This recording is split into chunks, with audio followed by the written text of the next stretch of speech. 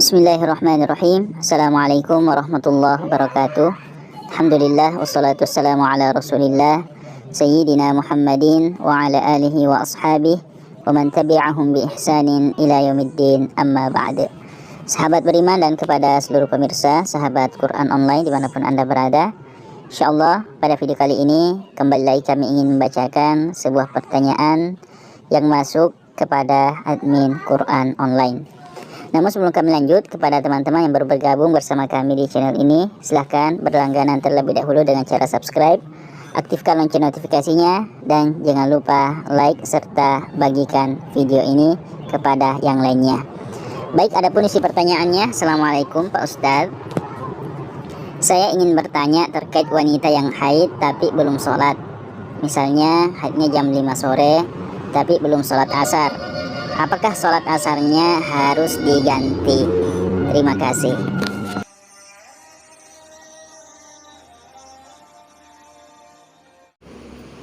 Waalaikumsalam warahmatullahi wabarakatuh. Kepada saudara atau saudari yang bertanya dimanapun Anda berada, ya, jadi seorang wanita yang mengeluarkan darah haid setelah masuknya waktu sholat, yang mana antara awal masuknya waktu sholat tersebut dengan keluarnya darah haid itu ada jeda yang cukup untuk melaksanakan sholat dengan ukuran minimal, ya maka dia harus mengqadha sholatnya tersebut setelah darah haidnya terhenti. Ya, contoh misalnya waktu asar itu masuk jam 3.30, ya, sebagaimana yang saudara tanyakan tadi.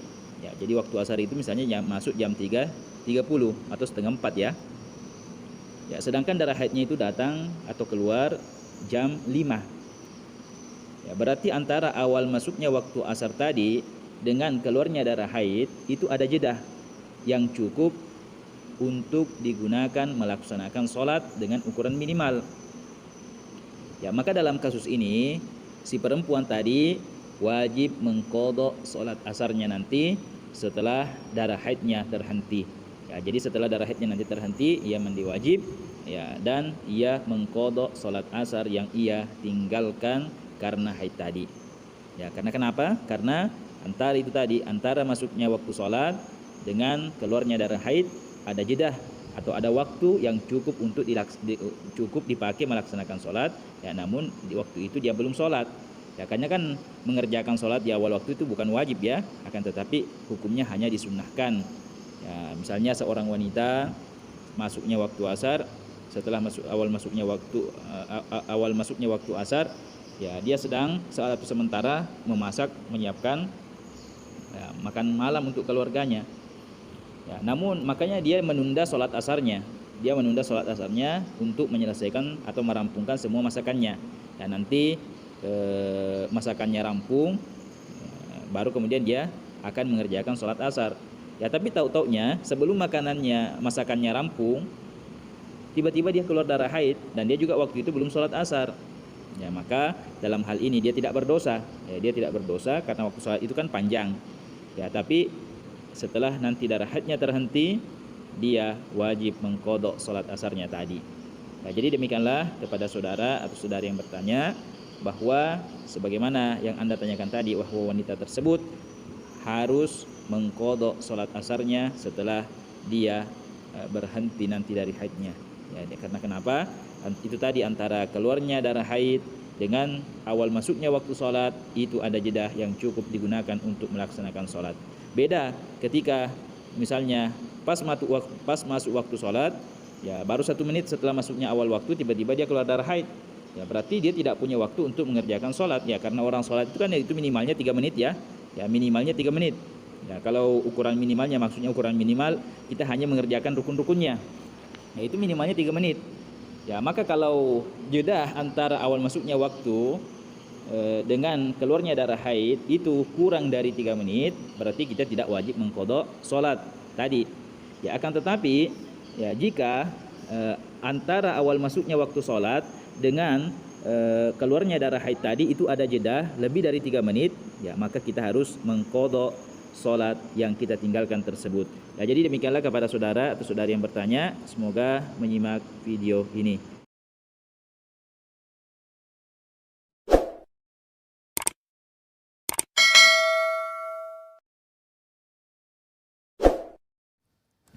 Bismillahirrahmanirrahim. Assalamualaikum warahmatullahi wabarakatuh. Alhamdulillah. Alhamdulillahirabbil alamin wa bihi nasta'inu ala umuri dunya waddin. Wassalatu wassalamu ala asyrafil mursalin sayyidina Muhammadin wa ala alihi wa ashabihi wa man tabi'ahum bi ihsanin ila yaumiddin, amma ba'd. Sahabat beriman dan kepada seluruh pemirsa sahabat Quran online dimanapun Anda berada, ya, segala puji bagi Allah atas segala nikmat yang Allah berikan kepada kita semua. Salawat serta salam senantiasa kita haturkan kepada junjungan kita yang mulia baginda Rasulullah sallallahu alaihi wasallam. Allahumma salli alaihi wa ala alihi wa ashabihi. Sahabat beriman, insyaallah pada video kali ini kita akan membahas tentang larangan-larangan dengan sebab haid atau hal-hal yang diharamkan dengan sebab haid. Ya, karena kemarin ya ada di antara saudari-saudari kita yang bertanya, ya, ketika seseorang itu haid atau mengeluarkan darah haid, apakah ia diperbolehkan untuk membaca Al-Quran? Ya, ada juga yang bertanya ketika seseorang itu mengeluarkan darah haid, apakah ia diperbolehkan untuk berzikir, untuk bersolawat, untuk bertasbih? Ya, ada juga yang bertanya ketika seseorang itu mengeluarkan darah haid, apakah ia diperbolehkan untuk berpuasa, ya, dan sebagainya dan sebagainya. Ya, maka perlu kita mengetahui hal-hal apa saja yang dilarang dengan sebab haid agar ya kita tidak timbul lagi keraguan atau timbul lagi was-was ya setelah kita mengetahuinya nanti. Ya, karena ya kewaswasan itu timbul dari ya diantaranya timbul dari ketidaktahuan kita terhadap sesuatu, ya, sehingga kita was-was. Ya, seperti tadi seorang wanita yang haid, ya, dia akan melakukan suatu amalan seperti berzikir misalnya, bersolawat. Ya, kadang timbul rasa was-was di dalam hati itu karena kita tidak mengetahui apakah itu diperbolehkan atau tidak. Ya, begitu juga dengan membaca Al-Quran, apakah membaca Al-Quran saat haid itu diperbolehkan atau tidak, ya, dan sebagainya dan sebagainya. Nah, teman-teman silahkan diperhatikan, wa yahrumu bil haid asyaratu asya. Ya, dan yang diharamkan atau yang haram dengan sebab haid itu ada 10 perkara.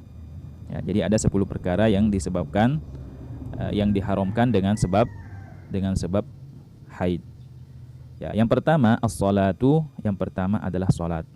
Ya, sebagaimana kita ketahui bersama bahwa seorang muslimah yang mengeluarkan darah haid, maka selama itu dia tidak boleh untuk mendirikan sholat. Ya, selama masa itu dia tidak boleh mendirikan sholat sampai kapan? Sampai ya darah haidnya terhenti. Ya, setelah darah haidnya nanti terhenti, ya, maka dia segera mandi wajib. Ya, jika tidak ada uzur, lalu kemudian dia mendirikan barulah boleh mendirikan sholat. Ya, itu yang pertama yang diharamkan dengan sebab haid adalah sholat. Ats-tsani, yang kedua, at-tawaf, ya, bertawaf. Ya, jadi larangan keenam ini adalah tawaf. Ya, Rasulullah Shallallahu alaihi wasallam menyebutkan ya bahwa persyaratan kesucian tawaf itu sebagaimana ya dalam salat. Ya, sebagaimana diriwayatkan oleh Al-Imam Al-Hakim, Rasulullah Shallallahu alaihi wasallam bersabda, "At-tawafu bil bait ya, salatun." Tawaf di Baitullah itu sebagaimana salat. Ya, illa annallaha ahalla lakum fihil kalam. Hanya saja Allah Subhanahu wa taala ya ketika tawaf ya membolehkan untuk berbicara. Ya, faman takallam fala yatakallam illa bi khair. Maka barang siapa yang berbicara ketika tawaf, ya maka hendaknya ia mengucapkan hal-hal yang baik. Ya, jadi syarat kesucian dalam tawaf itu sebagaimana salat. Ya, termasuk wanita, sebagaimana tadi wanita yang haid tidak diperbolehkan untuk mendirikan sholat, ya maka begitu juga wanita yang haid tidak diperbolehkan untuk melakukan tawaf di Ka'bah atau di Baitullah. Ya, kemudian yang ketiga, ats-tsalitsu, yang ketiga, ya, yang diharamkan dengan sebab haid adalah massul mushaf, ya, menyentuh atau memegang mushaf Al-Qur'an. Ya, jadi seorang wanita yang haid itu tidak diperbolehkan untuk menyentuh atau memegang mushaf Al-Quran. Ya, kecuali darurat, ya, sebagaimana yang disampaikan oleh guru kita Buya Yahya, kecuali darurat. Contoh, ya, ada mushaf Al-Quran yang jatuh, atau ada lembaran mushaf Al-Quran yang tertiup angin jatuh ke lantai. Ya, yang mana apabila tidak diambil, dikhawatirkan akan diinjak atau dirusak kehormatannya oleh seseorang. Ya, maka pada saat itu seorang wanita yang haid diperkenankan untuk mengambil atau memegang mushaf itu, lalu kemudian mengambilnya, meletakkannya di tempat yang terhormat. Ya, jadi itu dalam masalah menyentuh atau memegang mushaf Al-Quran. Ya, dalam keadaan normal, ya itu tidak diperkenankan. Ya, tidak diperkenankan. Ya, sama dengan yang berhadas kecil, ya. Ya, jangankan berhadas besar, berhadas kecil saja, ya kita tidak diperkenankan untuk menyentuh atau memegang Al-Quran. Ar-rabi'u, yang keempat, yang diharamkan dengan sebab haid, hamluhu, membawa mushaf. Ya, membawa mushaf Al-Quran itu tidak diperkenankan bagi wanita yang mengeluarkan darah haid. Ya, kecuali ya mushaf tersebut dibawa beserta barang-barang yang lainnya. Contoh, kita punya ransel, punya tas, ya. Ya, di dalam tas tersebut ada mushaf Al-Quran. Ya, akan tetapi ada juga barang-barang yang lainnya. Ada buku, ada pakaian, ya mungkin di situ ada juga cemilan, ada makanan. Ya, dan kita niatnya untuk bukan hanya murni untuk membawa Al-Quran saja, akan tetapi kita niatnya juga membawa barang-barang tersebut. Ya, maka ya kalau seperti itu diperkenankan. Ya, diperkenankan. Ini bukan masalah menyentuh, ya, ini membawa. Tadi kalau menyentuh ya itu tidak boleh kecuali darurat. Tapi kalau masalah membawa Al-Quran ini, ya itu disebutkan oleh guru-guru kita, ya, bahwa boleh membawanya jika disertai dengan barang-barang yang lain, dan kita niatnya bukan niat membawa Al-Quran saja. Ya, akan tetapi niatnya boleh membawa Al-Quran dengan membawa barang-barang, atau niatnya membawa barang-barang saja tanpa meniatkan membawa mushaf, atau meniatkan membawa secara mutlak tanpa menentukan apakah dia niatnya membawa Al-Quran atau membawa barang-barang. Ya, yang tidak boleh itu jika diniatkan membawa Al-Quran saja. Ya, jadi itu yang keempat yang dilarang dengan sebab haid. Ya, hamlul mushaf, ya membawa mushaf Al-Quran. Ya, dengan ya penjelasannya tadi. Al-khamisu, yang kelima, yang dilarang dengan sebab haid atau yang haram dengan sebab haid, al-lukthu fil masjid. Ya, berdiam diri di dalam masjid. Ya, berdiam diri di dalam masjid. Ya, jadi seorang wanita haid itu tidak diperkenankan atau diharamkan untuk berdiam diri di dalam masjid. Ya, kecuali dalam keadaan tertentu. Contoh yang disebutkan oleh guru kita Buya Yahya, ya seperti misalnya ada sepasang suami istri, ya dalam sebuah perjalanan singgah untuk sholat di sebuah masjid, suaminya, ya maksudnya, ya suaminya singgah sholat di sebuah masjid. Ya, pada waktu itu sang istri ini dalam keadaan haid. Ya, tapi karena ya tiba-tiba misalnya turun hujan, ya sedangkan di luar itu tidak ada tempat berteduh, ya, maka dalam kondisi seperti itu, ya sang wanita tadi ya diperkenankan untuk berteduh di dalam masjid. Ya, atau misalnya suaminya singgah sholat di masjid, ya, dan sang istri tinggal di luar, ya karena mungkin dia khawatir ada orang-orang yang akan mengganggunya atau yang akan merusak kehormatannya, ya maka pada saat itu dia diperkenankan masuk ke dalam masjid atau berdiam di dalam masjid untuk mencari kondisi yang aman. Itu dalam keadaan seperti itu. Tapi dalam keadaan normal, yaitu dijelaskan bahwa tidak diperbolehkan. Ya, wanita yang haid tidak diperbolehkan untuk berdiam diri di dalam masjid. Ya, maka seorang yang wanita haid, yaitu di dalam sholat hari raya Idul Adha atau Idul Fitri itu tetap dianjurkan menghadiri tempat sholat id.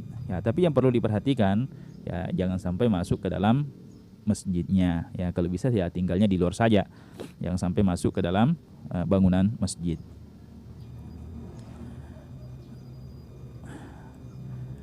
As-sadisu, yang keenam, ya yang haram dengan sebab haid, qiraatul Quran, membaca Al-Quran. Ya, kecuali yang diniatkan untuk berzikir. Ya, seperti misalnya kebiasaan kita sebelum tidur baca qul huwallah 3 kali.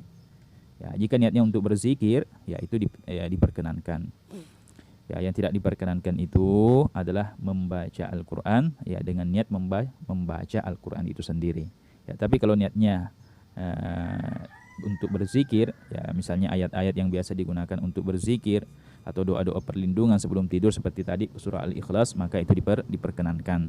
Ya, untuk masalah membaca Al-Qur'an ini yaitu ada keringanan di dalam mazhab lain seperti dalam mazhab Malikiyah, ya itu terdapat keringanan-keringanan. Untuk lebih jelasnya nanti teman-teman bisa simak video ya, yang kami cantumkan di layar akhir video ini atau yang kami tunjukkan di akhir video ini ya.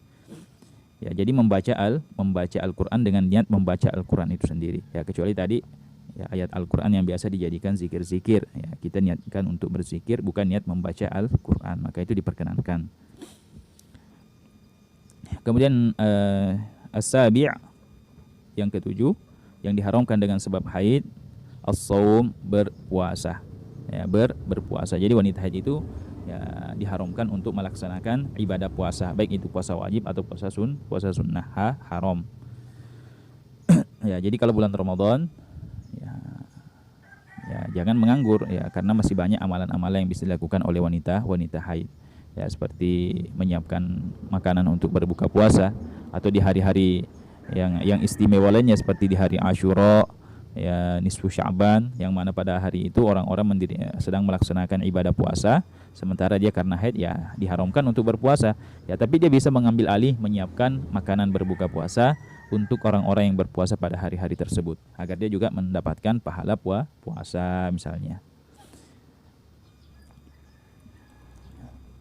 Ya, karena orang yang menyiapkan makanan, memberikan makanan untuk satu orang yang berpuasa, memberikan makanan untuk berbuka terhadap satu orang yang berpuasa, maka dia juga mendapatkan pahala seperti puasanya orang yang diberikannya makanan untuk berbuka tersebut tanpa mengurangi pahalanya orang tersebut.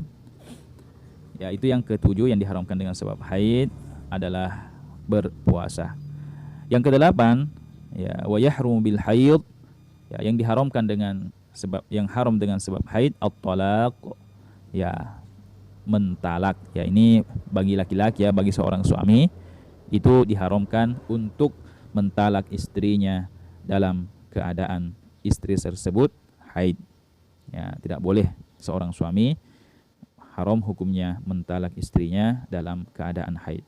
Ya, meskipun disebutkan bahwa talaknya tetap sah, talaknya tetap jatuh, akan tetapi bagi seorang suami itu hukumnya berdosa ya jika dia mentalak istrinya dalam keadaan haid. At-tasi' yang kesembilan, ya yang haram dengan sebab haid, al-mururu fil masjid in khafat talwithahu, ya lewat atau melintas di dalam masjid jika khawatir akan mengotori masjid tersebut dengan darah haidnya. Ya, jadi melintas atau sekedar lewat di dalam masjid atau sekedar masuk sebentar lalu kemudian keluar, ya itu diperbolehkan bagi wanita haid kecuali jika dia khawatir akan mengotori masjidnya. Tapi kalau dia tidak mengkhawatirkan hal tersebut, tidak khawatir akan mengotori masjidnya karena mungkin sudah menggunakan pembalut yang aman, ya maka dia kalau sekedar lewat atau sekedar masuk saja mengambil sesuatu baru keluar, tidak menetap, ya maka itu diperbolehkan. Ya, contoh misalnya seorang istri, ya mungkin suaminya ada di dalam masjid, ya mungkin dia ingin mengambil kunci mobil untuk menghidupkan AC mobilnya. Ya, ketika suaminya sedang singgah sholat, dia masuk, ya dia boleh masuk sekedar mengambil kunci tersebut baru keluar kembali. Ya, karena yang diharamkan itu tadi secara mutlak itu adalah tinggal atau menetap di dalam masjid. Ya, kecuali darurat tadi ya, atau kondisi-kondisi yang kita sebutkan tadi. Tapi kalau hanya sekedar lewat atau melintas di dalam masjid atau masuk sebentar lalu kemudian kembali, ya itu diperkenankan jika tidak mengotori masjid. Tapi jika dikhawatirkan akan mengotori masjid, ya maka sekedar lewat atau sekedar masuk sebentar pun itu diharamkan jika khawatir akan mengotori masjid. Ya, kemudian yang ke-10, al-ashir yang ke-10 yang diharamkan dengan sebab haid, al-istimta'u bainas surrati war rukbah, ya bersenang-senang antara pusar dan lutut. Ya, jadi atau bersetubuh ya. Jadi seorang yang diharamkan dengan sebab haid itu adalah melakukan hubungan suami istri. Ya, maksudnya memasukkan, mohon maaf, zakarnya suami atau kemaluannya suami ke dalam kemaluannya sang istri. Ya, jika hanya sekedar bercumbu, berpelukan, berciuman itu tidak sampai ya diharamkan. Yang diharamkan itu hanya itu tadi, memasukkan yang satu itu ke dalam farjinya sang istri. Ya, jadi itulah 10 perkara yang diharamkan atau yang dilarang dengan sebab haid. Ya, jadi kepada teman-teman yang kemarin bertanya ketika seseorang itu haid apakah boleh bersolawat, apakah boleh berzikir, ya maka kita tinggal lihat saja ini apakah di sini ada disebutkan bersolawat dan berzikir. Jawabannya tidak ada. Ya, ada yang bertanya ketika kita haid apakah diperbolehkan untuk membaca Al-Quran. Ya, maka kita lihat di sini, oh ternyata membaca Al-Quran itu masuk perkara yang diharamkan dengan sebab haid, kecuali ya yang diniatkan untuk zikir atau doa-doa perlindungan diri seperti membaca Qul Huwallah tadi. Ya, tapi kalau niatnya membaca Al-Quran itu tidak diperbolehkan. Ada yang bertanya ketika kita haid apakah kita boleh berpuasa? Ya, kita lihat aja 10 poin ini. Ya, di sini ternyata masuk juga as-shaum, puasa. Berarti orang yang haid itu diharamkan untuk berpuasa. Ketika kita sedang haid apakah kita boleh masuk masjid? Ya, kita lihat saja di sini. Ya, kalau hanya sekedar masuk boleh, tapi kalau menetap di dalamnya tidak boleh. Yang tidak boleh itu al-lubtsu fil masjid, berdiam diri di dalam masjid. Kalau hanya sekedar lewat dan tidak khawatir akan mengotori masjid dalam darah haidnya, maka kalau sekedar lewat atau masuk sebentar mengambil sesuatu baru keluar, maka itu diperkenankan. Wallahu a'lam bissawab. Ya, kepada saudara atau saudari yang bertanya, semoga menyimak video ini. Lebih dan kurangnya kami mohon maaf. Assalamualaikum warahmatullahi wabarakatuh.